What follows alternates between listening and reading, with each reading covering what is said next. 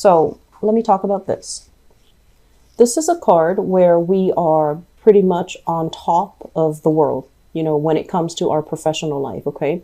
Getting a lot of positive recognition, getting a lot of work done, getting a lot of clients, or even being thrust into a position of power.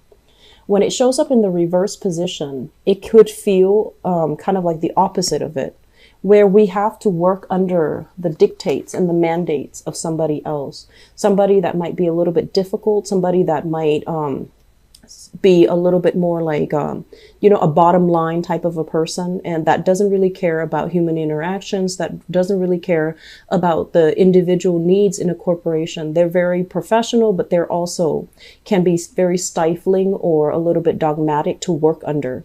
And as a freedom loving sign, you might have somebody who's micromanaging you and you absolutely, you don't care for it. And then I'm also feeling as well, there might be some systemic or some structural barriers to you getting promotions, to you getting, some type of recognition for the work that you're contributing to this company, this organization. And so what I'm feeling here is many of you have been stuck in this work environment and you're just like, I need to make a change. But for whatever reason, I feel like it could be, just a practical decision that you're making from your end. This job pays well. I'm going to stick in it, or I'm going to stick through it. It couldn't get any worse. And then, gradually it does. And so I would really urge you, how many times have you told yourself that I'm going to leave when things get worse, and then things do get worse, and you're just like, I'm going to ride it out for another few weeks or another few months, and then you don't really budge, you don't make a move, okay?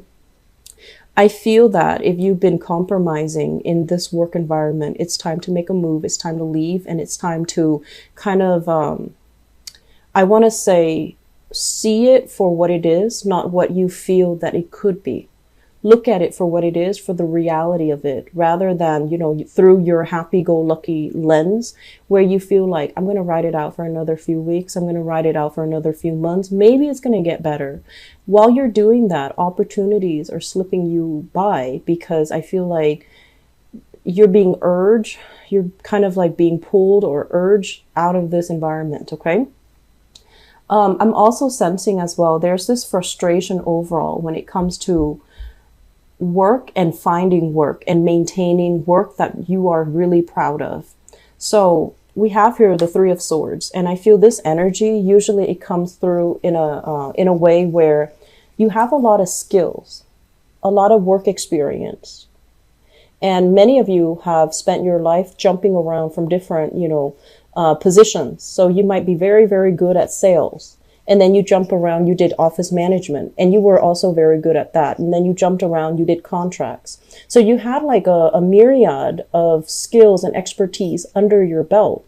And so because you're jumping around while your peers, while your friends are, stuck in one job, building their resume, building up their skills, and honing down on specific skills, they're able to get ahead because they're kind of locked into a very, I want to say like a linear professional development track.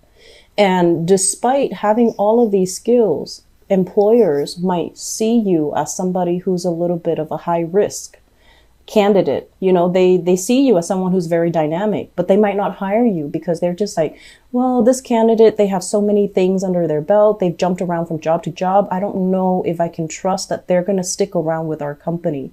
So I feel like that might be one of the obstacles, one of the barriers that you have to somehow overcome when you're looking for work. So if you're ever invited on an interview and then at the end they tell you, is there anything else that you want to ask or anything else that you want to let us know? This is the time to speak up. This is the time to say, I know that based on my resume, I'm not a traditional candidate, but I have all of the wisdom and all of the skills and all the leadership qualities and things like that you definitely should consider. So that's the time where you throw that in, where you kind of explain yourself, where you make yourself a lot more relatable, where you tie in all the disparate job, experiences that you have and how that contributes to the person that you are, full of wisdom, full of power, and someone who is a lot more flexible. Okay. So I feel a lot of frustration here for people when it comes to finance, when it comes to employment, when it comes to like feeling a little bit frustrated. And I almost want to say like you're beating yourself up because you're comparing yourself to other people who might have graduated from the same school, who might have been in the same profession as you, who might have started, at the same time you started. And you're looking at their life right now and you're just like, why am I not able to climb that ladder? Why am I not able to get ahead? Okay. So that's one area where I feel like you want to create a narrative, create a story for yourself so that you can tell others. And I feel that it's going to create a major breakthrough when it comes to job interviews, when it comes to presenting yourself in a manner where you don't have to be apologetic for all the things that you've done. You just need to own up and stand firm and talk about how those experiences strengthen you as a candidate, or how those experiences have strengthened your ability to resolve conflict, to look at the big picture, and to be very, very firm in your beliefs, or to be very, very firm in your position. Okay, so that's going to go a long way. So exude confidence. Don't be apologetic. Exude confidence when you're trying to get that job interview, when you're trying to present yourself like this. Okay. Let me talk about the relationship sector because that is coming out.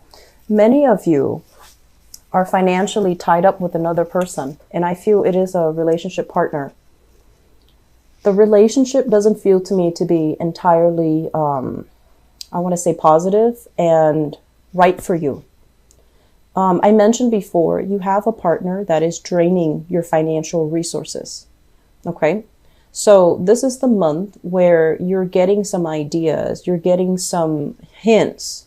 And I feel like people around you might be kind of, it's almost like you're hearing things, people are not talking to you directly, but you're singling out conversations or snippets of conversations from other people around you.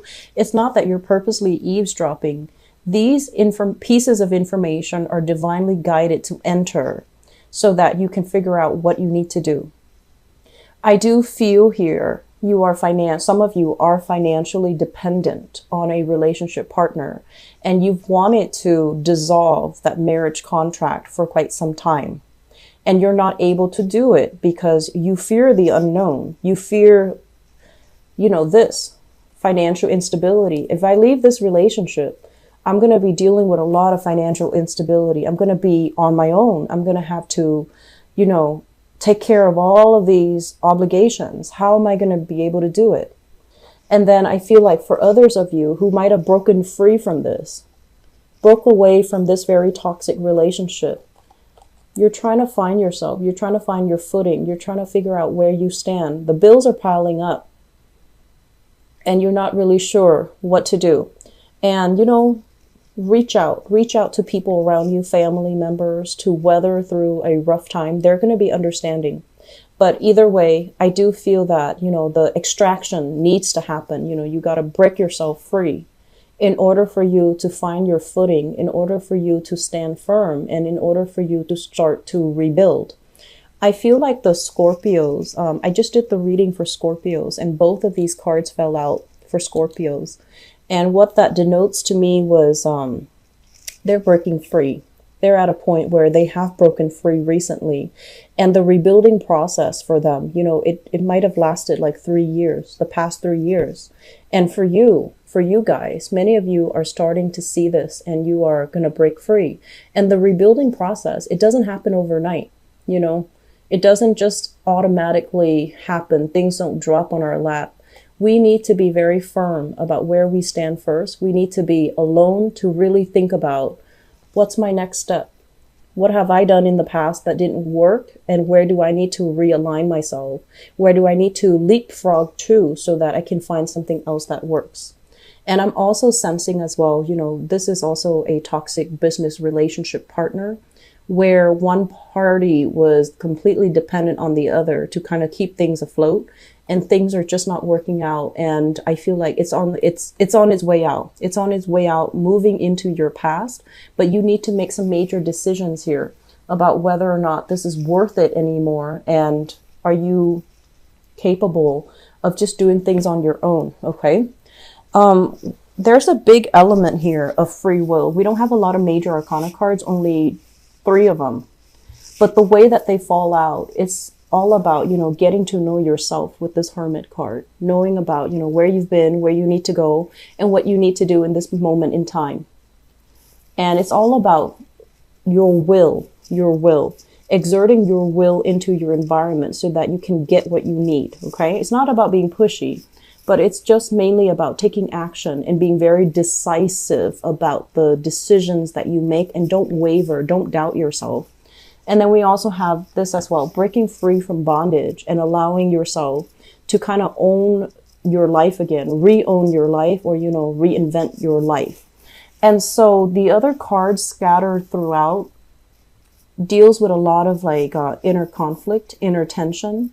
And it also deals with situations where, how did things get like this? How did I allow myself to, ignore things? How could I sweep things under the rug for so long? How did I'm sensing let myself go. So this is not taking care of things when they're due, not taking care of the practical things in our lives, not taking care of the foundational things in our lives, such as, paying the bills on time, or taking care of I'm seeing for many of you, you might have been a little bit grief stricken the past few years because of, people passing away, deaths in the family, or even estrangement when it comes to you and your children. And then the house might have fallen apart and you never, got things repaired in a timely manner. And now that you're kind of waking up from this slumber state, you're just okay, I need to tackle things head on. Where is the money going to come from? How am I going to be able to balance out that budget? How am I going to be able to manage everything?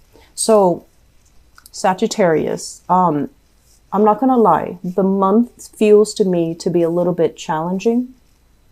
I definitely feel that you can handle it. There's a lot of Wands energy, which is fire, which basically deals with your drive and your ambition. And I feel like your drive and your ambition, your motivation needs to come back in, and you need to really come face to face with some things that you've been sweeping under the rug.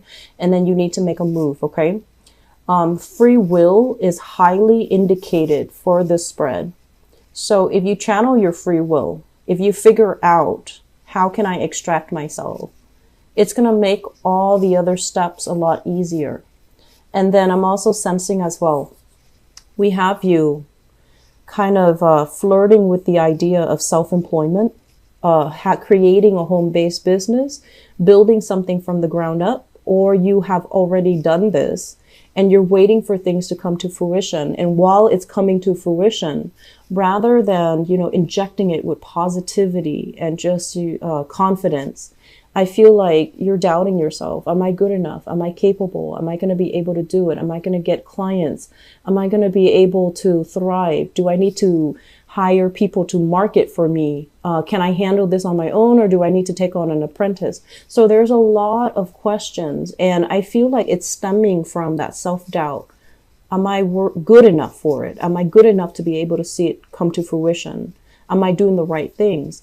And so you have a lot of skills, Sagittarius. You have a lot of skills.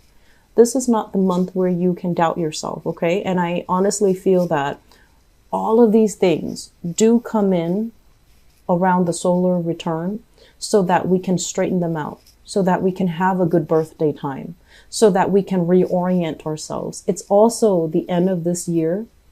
And for many, many, many signs, this year is very, very fast. It's a number 1 year. So life accelerates and you're kind of catching your breath, trying to keep up with the changes, trying to keep up with the pace of it. And I feel like this is the year that might have caught you kind of by surprise, because things are moving and happening so fast. And it's like you're still trying to find your bearing, and you're still I'm not ready yet. I need another few weeks. I need another few months. And so you know, life will slip you by while you're napping, while you're dozing off, while you're sweeping things under the rug, while you're dealing with grief too. Unfortunately, it's going to slip by. And so the major theme here is exert that free will. Exert that free will. Try to reorient yourself. Trying to get yourself back on track. Okay. There's one last message that is coming here. And let me talk about these two cards. This is a card about disputes. Okay. Dealing with people that refuses to conform to other people's opinions of them. Okay. So this is a very rebellious type of energy. And I do feel that for some of you, if you have children, children are going to be a handful. They have always been a handful because, you know, by the nature of your parenting style, I feel like it's not like I'm saying this is your fault, but by the nature of your parenting style, you've raised children that are very independent. You value the fact that, you know, you always emphasize that they need to take care of themselves, that they need to think for themselves. And as a result of it, they're very independent. And that's a great thing. That's something you should be proud of. You like that they can take care of themselves. You like that they're successful. You like that they can, you know, make their mark in the world. But when this sense of independence is kind of directed your way, where they don't listen to what you have to say, where they don't feel like where they feel like they're just naturally rebellious against what you have to say or your intrusion into their lives, it can feel a little bit painful. And so my advice here is we can't control what other people do. We can't control what other people believe. And so pick your battles, okay? If you want to maintain that peace and harmony, maybe both parties need to soften up. Maybe both parties need to stop stepping on each other's toes. And maybe both parties need to, you know, just back off. I'm also seeing this energy playing out in your work environment where you're dealing with rebellious co-workers, where you might have trainees. I'm seeing like, you know, trainees, people that are still in training. And there isn't like a common, I want to say like, there isn't a one procedure to do something. People are going to do things their own way. And so it's really important to kind of ease off and not micromanage, okay? You're not much of a micromanager, so this might be happening to you. But I feel like telling another person, if you feel like you're being micromanaged, if you feel stifled, if you feel like someone is constantly breathing down your neck, you need to tell them, hey, I like it if I can figure things out on my own. That way, I learn it the right way. If you tell them something like that, they're going to ease off you and they're just going to back off, okay? And then with this card, the Nine of Wands, this is continuing to fight in a situation, confronting a situation, getting a break from the conflict, but then having to resume the conflict. And this guy, he's very battle weary. He's hurt. He doesn't want to do it anymore. And there's this sense of him like he's functioning on adrenaline and he's still a little bit scared, okay? When it shows up in the reverse position, it's like, don't beat a dead horse. Whatever's not working, don't do it anymore. Find something else. Remove yourself, extract yourself, and, you know, move on to something more, okay?